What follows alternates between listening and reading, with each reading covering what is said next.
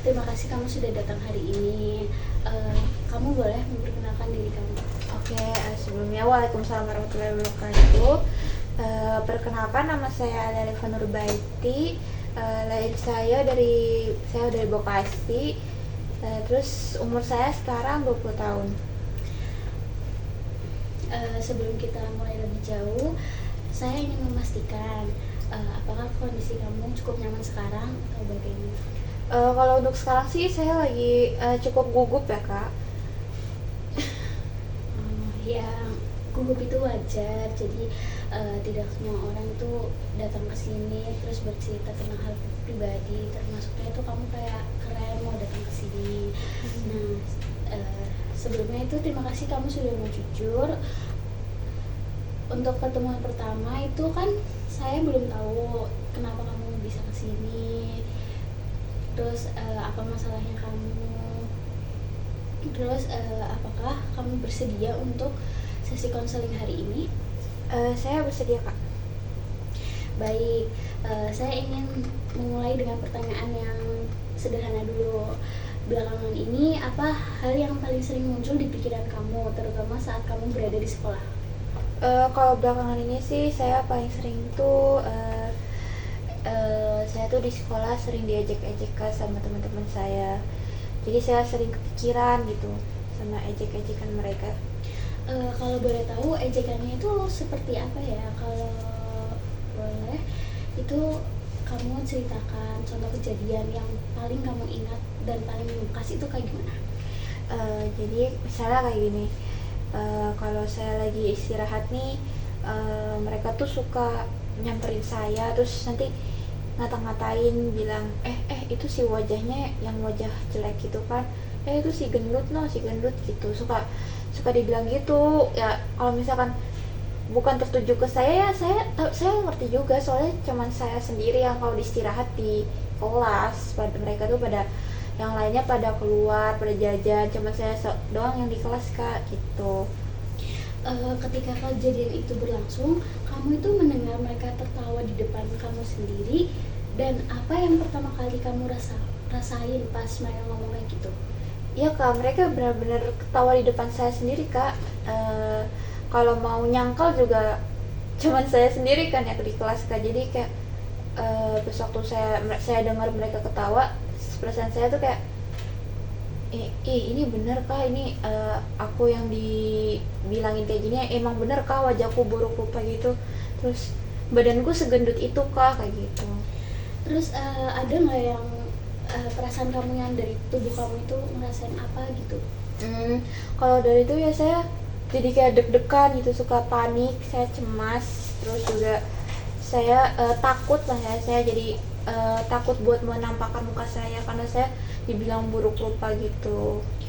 Oh, baik, jadi mungkin reaksi tubuh itu kayak nunjukin bahwa situasi itu benar-benar bikin kamu tertekan, malu, sedih, dan kamu tuh pengen menangis. Nah, itu tuh respon yang sangat manusiawi, tidak ada yang salah dengan itu. Saat perasaan itu muncul, biasanya pikiran apa yang langsung terlintas di kepala kamu? Biasanya kalau misalkan saya lagi cemas gitu, saya kayak mikir gini, apa emang bener ya, emang saya ini seburuk rupa itu, kayak apa emang bener yang mereka omongin tuh saya tuh emang bener-bener buruk untuk di wajahnya, untuk dilihat gitu, makanya mereka ngata-ngatain saya sama saya gendut gitu kak.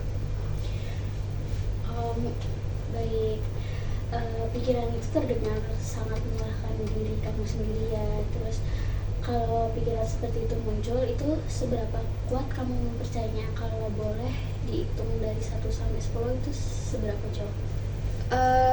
Untuk seperti itu sih saya nilainya 8 ya kak, soalnya kayak benar-benar setiap hari mereka tuh ngata-ngatain saya, kayak benar-benar kayak meyakinkan kalau saya tuh emang kayak gitu kak. Terima kasih kamu sudah jujur. Ketika kamu percaya dengan pikiran itu, kamu percaya banget itu sama yang diomongin sama mereka. Nah, apa yang terjadi di perasaan kamu sendiri itu? Kayak kamu merasa apa? Ya saya ngerasa sedih banget sih kak, saya sedih, terus saya juga jadi kayak gak pede buat nampilin muka saya pakai masker. Terus saya juga suka apa ya, jadi kayak menyendiri gitu kak, gitu kak. Baik, kalau perasaan tidak percaya diri itu muncul, apa yang biasa kamu lakuin di sekolah? Karena saya sering dibully kan ya kak, ya saya jadi jarang berinteraksi sama yang lain kak. Terus juga nggak ada teman-teman yang mau nemenin saya gitu. Jadi kayak mereka tuh ikut-ikutan gitu loh kak, ngikut-ikut ngejek saya. Jadi saya udah lebih memilih untuk sendiri aja kak, daripada saya lebih dibully lagi kalau misalkan berteman sama mereka gitu. Berarti untuk kalau di kelas itu kamu lebih sering diem ya? Iya kak, diem. Tapi ada nggak yang kayak nemenin kamu di kelas itu sendiri? Atau kamu benar-benar pure sendiri? Kalau di kelas nggak ada sama sekali, tapi kalau misalkan di luar kelas saya punya kak teman gitu, teman jauh lah gitu. Jadi kayak bener-bener di kelas saya tuh tertekan banget, daripada kalau misalkan mau curhat ya tunggu selesai kelas, tunggu istirahat, atau enggak pulang sekolah saya curhat sama teman kelas saya yang berbeda gitu kak.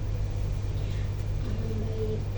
Jadi yang terus berulang itu kayak ejekan muncul, terus pikiran negatif tentang diri kamu muncul, terus juga perasaan kamu tuh jadi makin berat, dan kamu juga jadi menarik diri. Nah, mungkin ini kayak kelihatan lebih melelahkan ya. Iya. Nah, menurut kamu itu kayak dampak terbesar dari semua ini ke hidup kamu sekarang itu gimana?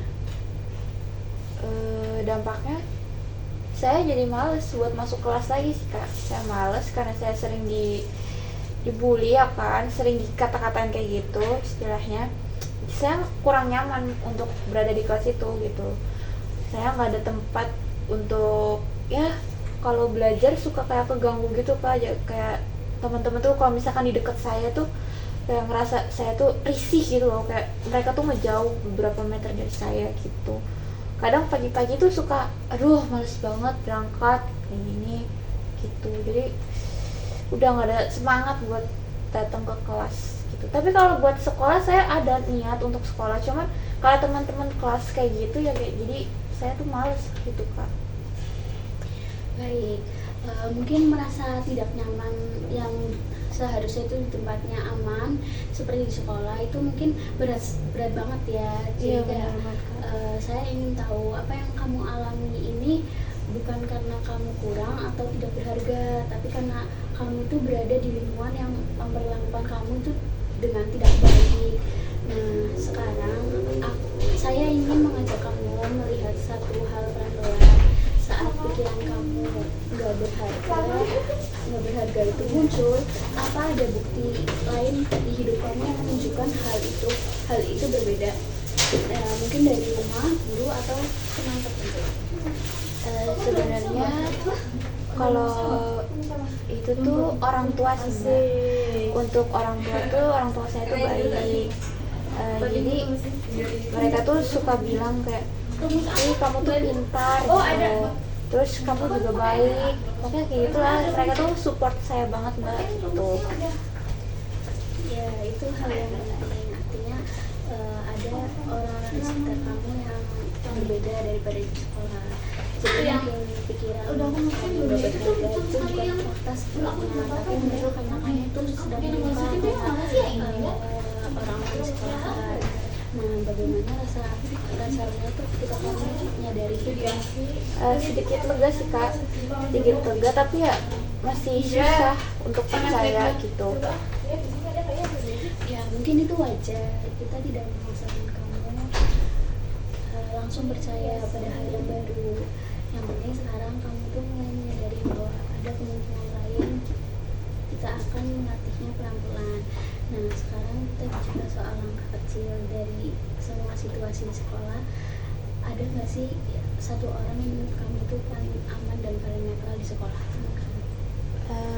Ada sih satu di kelas, cuman ya dia nggak ngapa-ngapain ya, cuman nggak ikut ngejek, nggak ikut apa, dia benar-benar netral. Cuman ya jarang juga bicara sama dia sih kak, nggak terlalu dekat gitu kak. Itu udah uji waktu minggu ini mungkin tujuannya kita itu sederhana aja, kayak kamu tuh suka menyapa dia atau duduk lebih dekat sama dia, jadi nggak perlu lama, juga nggak perlu kamu harus sendiri yang mereka bilangin. Nah, menurut kamu seberapa saat kamu lakukan itu, kayak harus kamu nyapa dia sampai dekat kamu, terus juga duduk sama dia biar kamu tuh lebih aman. Seberapa sanggup kamu? 8 dari 10 sih kak. Ya mungkin itu sudah cukup baik. Kayak saya tidak menargetkan angka seperti itu. Setelah kamu mencoba perhatikan apa yang kamu rasain dan apa yang kamu pikirin. Nah mungkin kita bahas di pertemuan selanjutnya. Sebelum kita mengakhiri sesi ini, saya ingin tahu apa satu hal yang kami dapetin dari sesi konseling hari ini. Kalau ini ya saya jadi kalau pikiran saya nih selama ini berarti bikin saya malah tambah sedih gitu kak. Jadi saya kayak kalau saya mikirin kayak gini terus saya berarti kayak sedih mulu gitu. Ya mungkin itu kesadaran yang sangat penting. Terima kasih sebelumnya kamu sudah berani jujur dan terbuka hari ini. Mungkin kamu tidak sendirian dan proses ini akan kita jalani bersama-sama langkah demi langkah. Mungkin cukup untuk sesi konseling hari ini. Oke, terima kasih banyak kak sudah merasa bikin saya menjadi lebih tenang. Sama-sama.